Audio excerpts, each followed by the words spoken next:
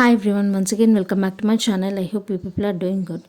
So in this video, let's quickly understand how to revise for UPSC prelims in 75 days. So if you see here, I have given a specific time for every subject. I hope that you people have already completed your syllabus and you have at least revised the syllabus for 2 times.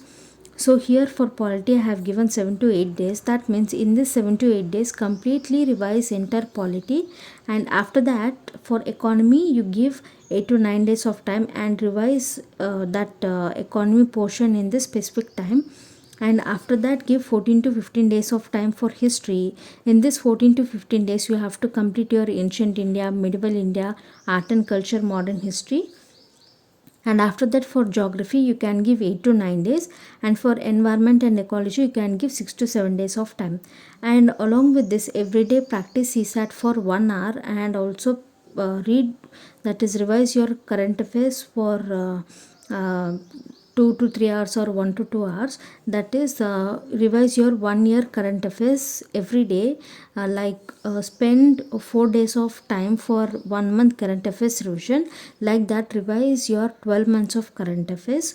And after revising all the subjects and current affairs, you have to give nearly 3 days of time for every subject to solve mocks. That is, first solve mock test based on subject wise manner. So for that give 3 days for economy, 3 days for history, 3 days for geography, 3 days for polity, 3 days for environment ecology. And for every subject, when you are giving 3 days of time, in these 3 days you have to analyze that mock test, and you have to understand your weak areas and strength areas, and you have to also understand the elimination techniques.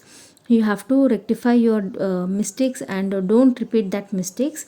And after solving subject wise mock test, then give 5 days of time for full length mock test.